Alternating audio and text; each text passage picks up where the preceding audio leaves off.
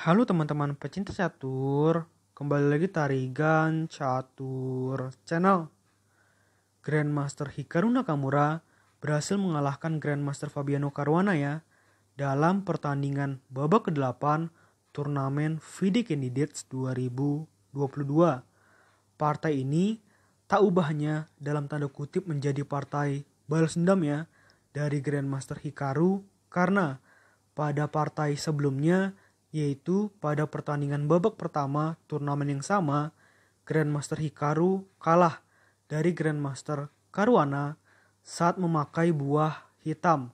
Oke, tanpa berlama-lama langsung saja kita ulas ya permainannya. Di sini Grandmaster Hikaru Nakamura yang menggunakan catur buah putih memulai permainan dengan pion E4 dan dijawab Grandmaster Fabiano Caruana dengan pion E5. Kuda F3 dan kuda C6.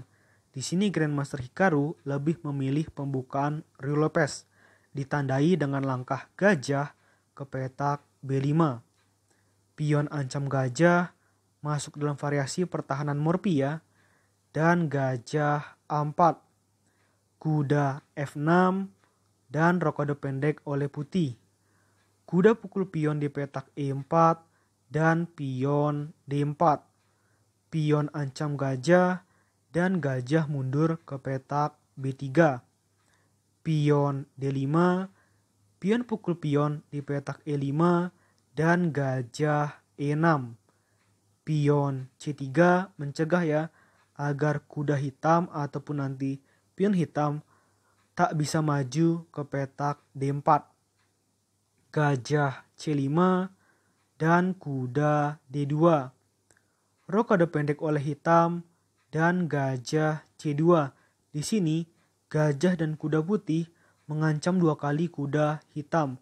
Sehingga di sini langkah yang dilakukan oleh Fabiano Caruana adalah kuda pukul pion di petak F2, benteng pukul kuda, gajah pukul benteng skak, dan raja pukul gajah di petak F2. Pion F6, kuda F1. Pion pukul pion di petak E5. Di sini benteng hitam secara tidak langsung mengancam raja putih, sehingga raja putih harus pindah ya ke tempat yang aman, yaitu ke petak G1. Menteri D6, gajah E3. Gajah F5 mengajak adu gajah. Di sini putih merespon dengan gajah pindah ke B3. Mengancam pion hitam 2 kali, sehingga untuk menjaga pion ini dipindahkanlah benteng ke petak D8. Menteri E1, kuda A5 ancam gajah. Menteri F2 dan ternyata kuda tidak pukul gajah, tapi kuda lebih memilih mundur ke petak B7. Benteng E1, pion C5. Kuda ancam gajah dan gajah pindah ke D3. Menteri ancam gajah lagi dan pion ke petak C4. Di sini selain memberikan perlindungan terhadap gajah hitam, pion hitam tersebut juga mengancam gajah putih, sehingga gajah putih harus mundur ke petak D1. Benteng D7 dan gajah F2. Benteng F7 dan kuda H1.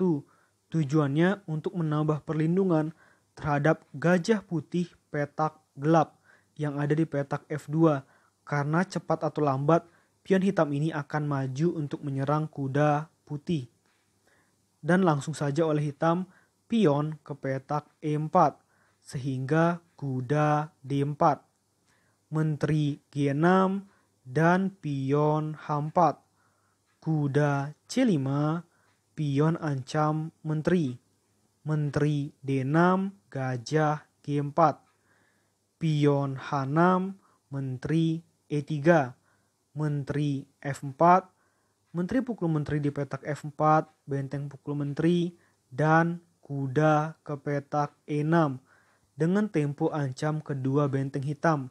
Namun ini bukan masalah karena ada kuda hitam ya. Kuda pukul kuda di petak E6 dan gajah pukul kuda skak. Raja pindah ke H7 dan gajah pukul pion di petak D5. Benteng ancam gajah dan gajah C6. Benteng pukul pion di petak H5, lalu gajah D4. Benteng F5, kuda F2. Benteng F7 dan pion B4.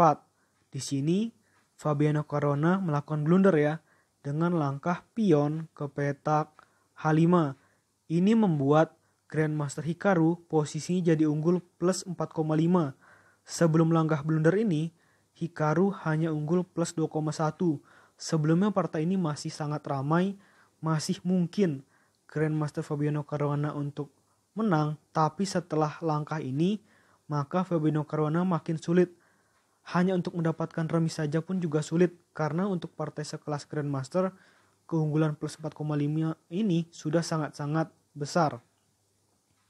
Pion A4, pion pukul pion di petak A4, dan gajah pukul pion di petak A4. Pion H4, gajah ancam benteng. Benteng F5 dan benteng A1. Pion H3, benteng A2. Pion pukul pion di petak G2 dan gajah D1. Benteng F6 dan gajah ancam benteng. Benteng D5, raja pukul pion di petak G2. Benteng G6 mengancam gajah, tapi untuk sementara ini posisi gajah aman karena sudah dilindungi oleh kuda putih.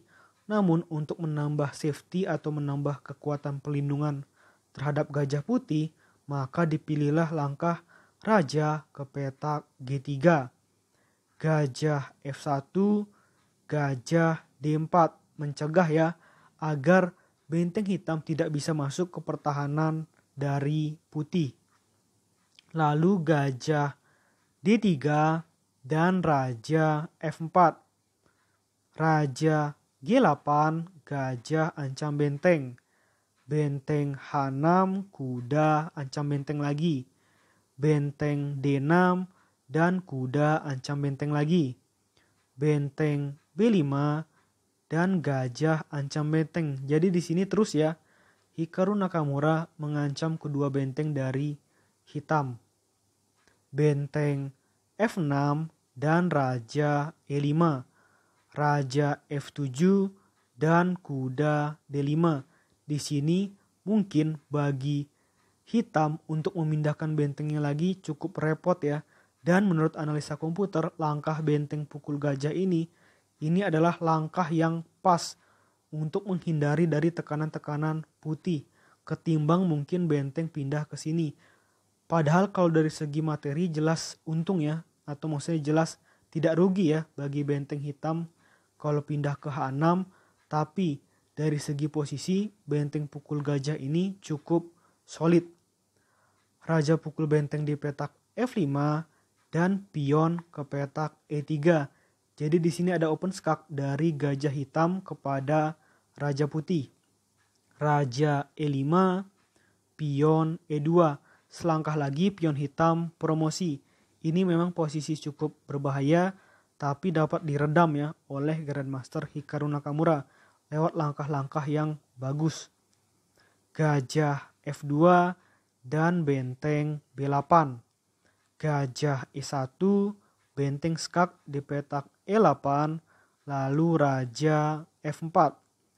Pion skak ke petak G5, dan raja lebih memilih mundur ya ke petak G3. Benteng E6 dan raja F2. Benteng H6, raja E3. Benteng skak di E6 dan raja F2. Benteng H6 dan kuda E3. Benteng skak di petak F6 dan raja G3. Benteng F1 ancam gajah dan kuda G2. Benteng F6 dan gajah F2. Raja G6 dan benteng A5. benteng E6, kuda E1, gajah F5, dan kuda F3, benteng D6, dan kuda D4 mengancam gajah hitam 2 kali, sehingga gajah kembali ke D3, benteng E5, raja F6, dan tepat setelah putih melangkahkan kuda ke petak F3, tepat di posisi seperti ini, Grandmaster Fabiano Caruana memutuskan untuk menyerah. Karena kalau pertandingan dilanjutkan sangat sulit bagi hitam, secara posisi putih juga unggul plus 5,3. Dan admin juga sudah mencoba ya untuk bermain melawan komputer bagaimana cara untuk memenangkan putih saat menghadapi lawan hitam. Yang hitam ini admin lakukan adalah dengan menggunakan Stockfish 8 ya. Jadi di sini jelas cara dari hitam adalah dengan benteng ke petak E6 kalau masih mau melanjutkan permainan. Di sini lebih baik untuk benteng pukul benteng skak, raja pukul benteng, kuda pukul pion skak. Misalkan raja pindah ke sini atau pindah ke sini, maka kuda ke petak F3.